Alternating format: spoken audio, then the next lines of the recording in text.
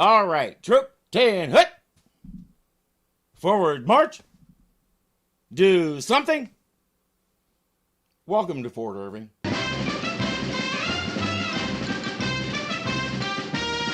O'Rourke Enterprises has a new enterprise. They're bringing a professional matchmaker from Dodge City, and when she finds brides for the men of F Troop, the men conceal their deals with genuine Hikawi-made wedding rings. This matchmaker says she can find a bride for any man who wants one.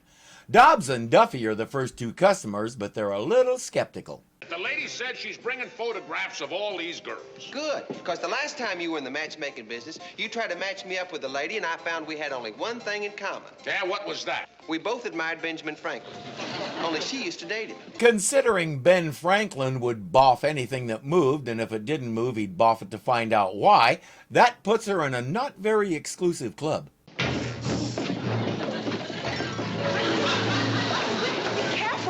Broken my jar of pickles. I'll never figure out how Ken Berry made things like that seem so graceful. Who's arriving? A matchmaker.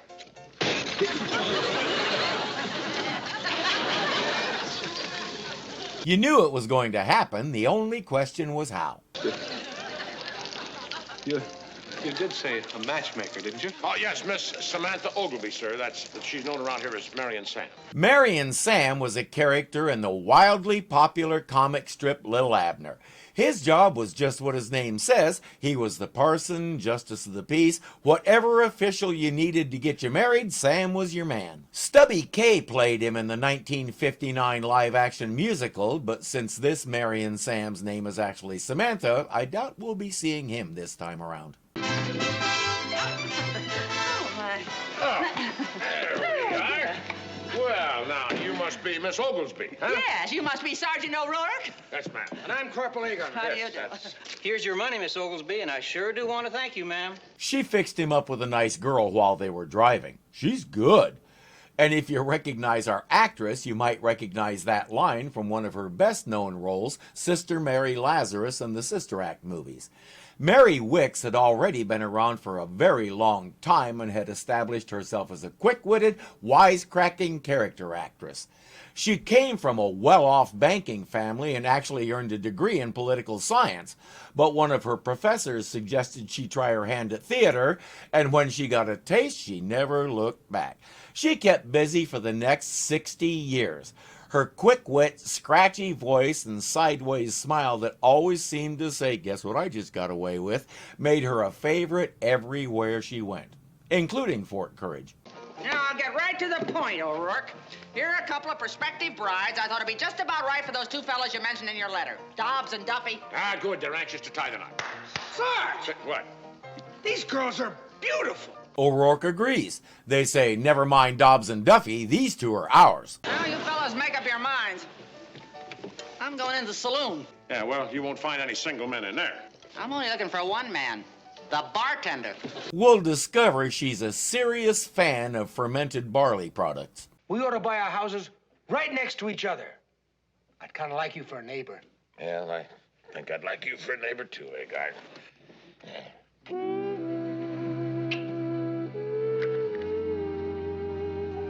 And it's dream sequence time.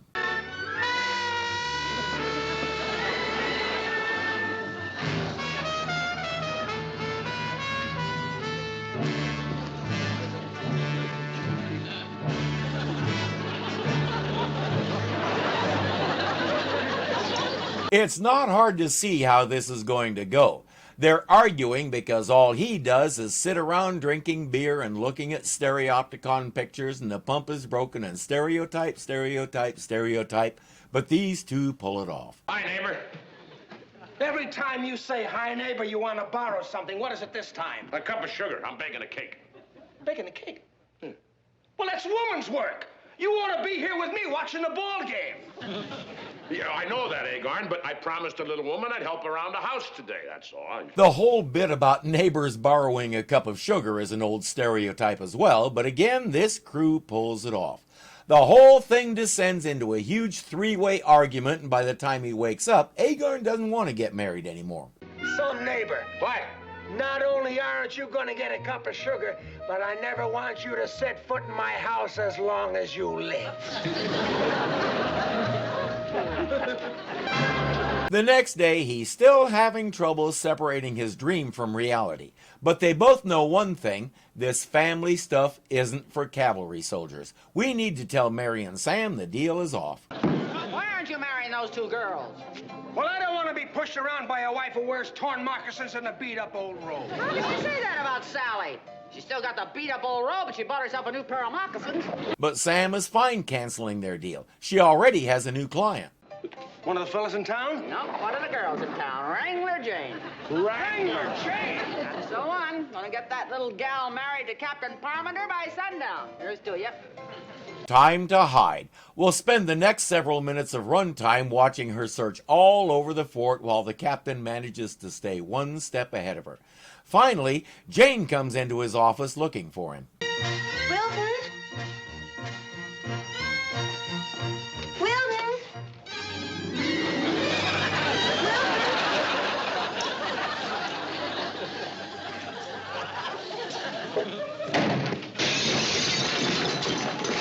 Tracking instincts honed by years of practice have told her he may be in there. Miss Oglesby, I'd like to have a word with Wilton. Oh, the only word I want you to have with Wilton is I do. Now, you leave everything to me, my dear. No, Miss Oglesby, I want to have a word with Wilton first.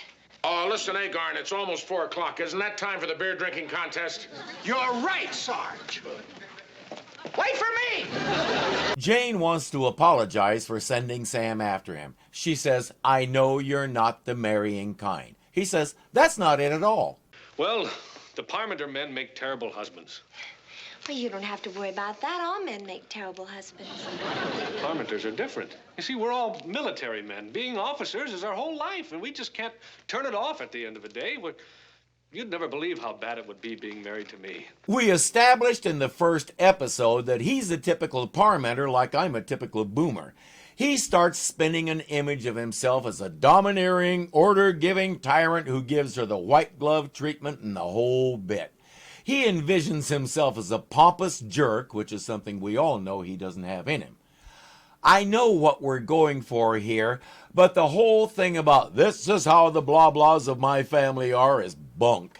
Your forebears, especially the ones who raised you, will have an influence on the kind of person you are, but you don't have to let them define you. I've talked before about the household I grew up in. I had a fantastic childhood with parents who adored me and always had time for me, and anybody who wasn't white was a lower form of life. I had to reject that part and follow my own path.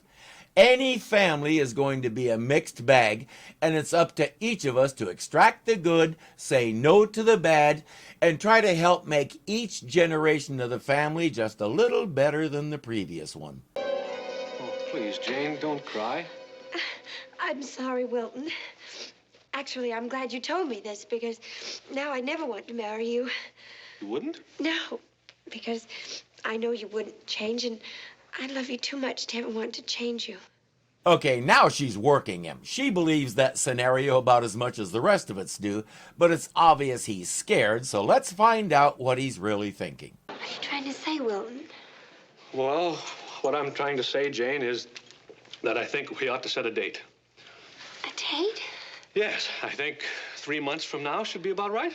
Oh, Wilton, I can't believe it. We're going to be married in 3 months. Oh. No. That's when we're going to get engaged. Because Parmenter men like long courtships and long engagements and yada yada yada, she'll take it. Well, I'm sorry, Chief, but we won't be needing those wedding rings after all. What happened? Well, we just decided that marriage is bad for horse soldiers. Ain't exactly a million laughs for Indians either.